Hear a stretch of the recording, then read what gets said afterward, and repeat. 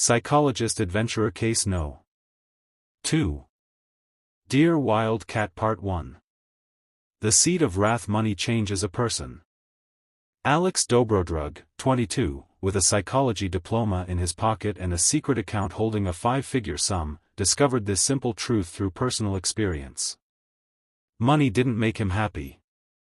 It made him anxious and a little mad. He still lived in the same neighborhood, but now in a more decent studio apartment. He still went to that prestigious CAF, but no longer as a waiter, now as a customer who could afford the most expensive coffee, just to sit in the familiar atmosphere and observe. He spent money only on necessities, without extravagance. He was like a beggar who had suddenly found a treasure and feared to touch it, lest he jinx it. His inner monologue had grown even more sarcastic. So, you have money now, Alex.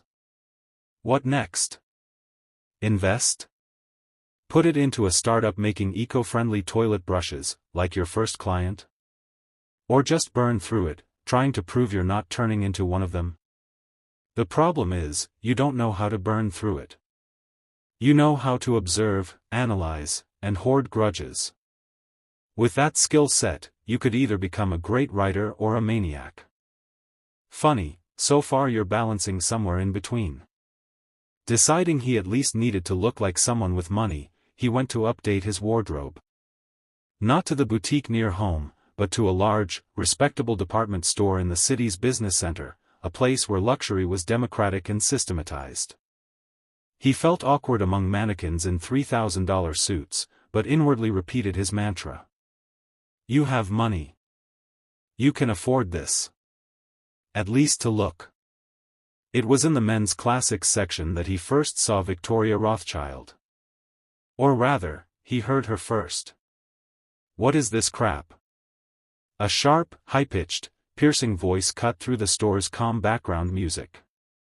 I said, 700-gram cashmere, not this paper rag. Are you deaf or just idiots? Alex peeked out from behind the tie rack. 10 meters away, near the women's pullover counter, stood a young woman. She was very beautiful in that aggressive, honed way that cost a fortune. Perfectly straight chestnut hair, flawless makeup, a coat that screamed of its Italian origin and 40 price tag. But her face was twisted in a grimace of such unbridled icy contempt that her beauty faded. Before her stood a salesgirl, about 20, pale as a sheet, barely holding back tears. I'm very sorry, Miss Rothschild. I'll bring another. No, don't. Victoria cut her off. I don't have time for your incompetence. Just wrap what's here. And have your manager call my assistant. We'll discuss whether you can even work with clients of our level. She tossed her credit card onto the counter like throwing a bone to a dog. The salesgirl, with trembling hands, began ringing up the purchase. Victoria Rothschild turned away and started scrolling through her phone, demonstratively ignoring the world. The atmosphere around was icy. Other shoppers and staff pretended not to hear. Alex froze. The old, familiar wave of anger rose to his throat.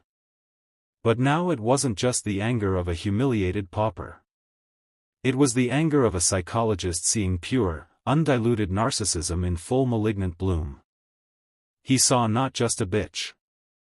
He saw a person who genuinely considered everyone around her as background, as service staff in the spectacle of her magnificent life. Her cage was made not of gold or glass, but of mirrors. She saw only herself. And that suited her just fine. Well, Alex. A new exhibit for your Museum of Human Pathologies. Egocentricus toxicus in its natural habitat. Interesting, what's inside her?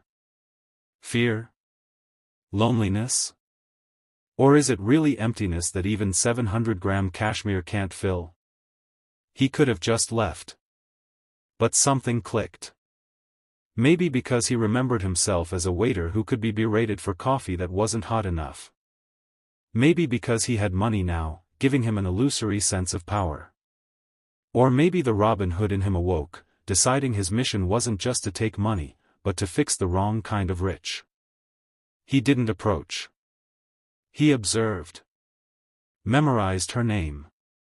Rothschild. Memorized her face. The operation hadn't started yet, but reconnaissance was underway. The next day, deciding to spend some money on a normal life, he went to a trendy, noisy restaurant in an elite district, the kind he could only enter before as staff at a corporate event. He ordered a steak, the most expensive, out of pure bravado, and began observing people.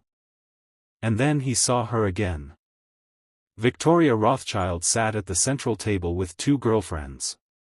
They were like her, equally impeccable, expensive, loud. They laughed. But Victoria's laugh was special, sharp, commanding, drowning out everyone.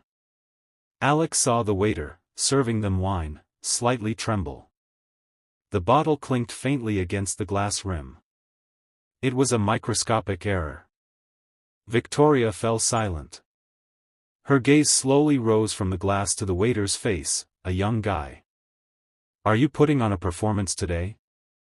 she asked in an icy tone. "How to ruin a 20-year-old Chateau Margaux with one clumsy move? Or are your hands just shaking from the thrill of serving us?" The guy blushed to the roots of his hair, mumbling apologies. Her friends giggled awkwardly. Victoria waved her hand. "Take this away. Bring another bottle. And call another waiter. This one's clearly out of his depth." That was the final stroke. A second display of absolute, thoughtless cruelty, based on certainty of impunity. Alex set down his knife and fork. His appetite vanished. But something else awakened. Professional interest. Mixed with a challenge. Well, Miss Rothschild.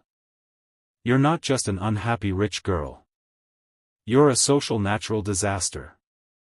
You spoil moods, self-esteem, and possibly careers for everyone in your radius.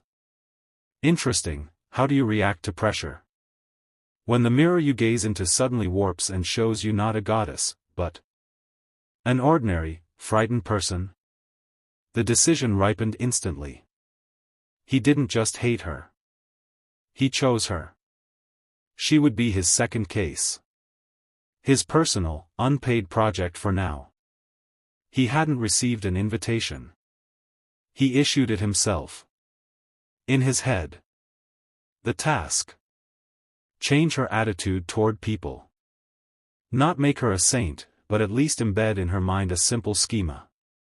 Waiter, sales clerk, driver, they're people too, and my treatment of them affects my own comfort.